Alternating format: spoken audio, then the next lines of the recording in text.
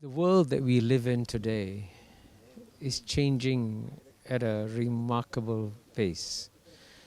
And today, with a very simple smartphone or tablet, we have access to almost any piece of information in the world today. So the question then for is, what is the role of the traditional classroom in this kind of environment? And in theory, you can say, hey, we no longer need the traditional classrooms. We can just pick up our smartphone, pick up our tablet, and we can get any piece of information we want. But at the same time, even though we have the information, we will not have the means to assess or evaluate the information if we don't go back to the classroom and learn some critical thinking skills. So some of the traditional values that are put forward in the classroom still remain important. As the English poet W.B. Yeats said once, education is not about filling a bucket.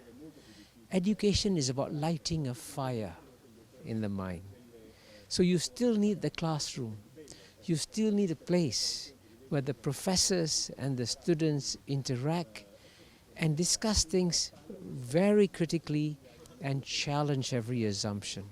Now, the advantage in the world today is that before the student comes into the classroom, he can get all the information, all the knowledge that he needs before he comes to the classroom. So therefore, at the Lee Kuan Yew School of Public Policy, where I am the dean, we have created the notion of a flipped classroom.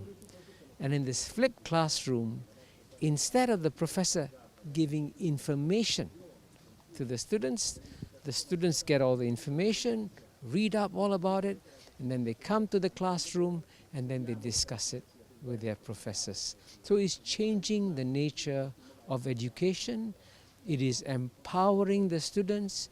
It is also frightening the professors because the professors sometimes find that the students got more information than the professors. So this means that the professors themselves have to learn to deal with a new teaching environment, and instead of trying to be the masters of the universe in terms of knowing all the information, instead what they teach the student is to provide them the critical way of thinking for challenging many of the assumptions.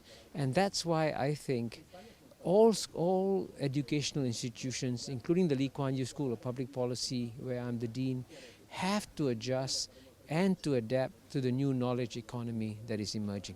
The role of governments has become far more important in the new knowledge economy, and clearly, for example, we need a new infrastructure in the classroom.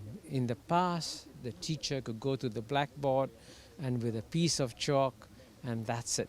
He can stand up there and provide all the information that you need. Today, in most leading schools in the world, every child is given an iPad, every child is given internet access, and every child is also given the ways and means of understanding the new information universe. So the infrastructure of the classroom has to change and adapt, and that's the role of the governments today. The one piece of good news for our world today is that in the past, if you lived in a remote village in Africa or remote village in India, you would never be able to access the modern world of information. But today, in remote villages in Africa and remote villages in India, all you need is a phone communication line, one small smartphone, and voila, you can download entire Wikipedia. And you can know if you have an answer to if you have a question that needs to be answered, you can turn on Wikipedia and you can find the answer. And what we actually have not understood in the world today is how so many ordinary citizens have exposure to large global amounts of information in a way that they never had before. And that, I think, is going to transform the human condition over the next few decades.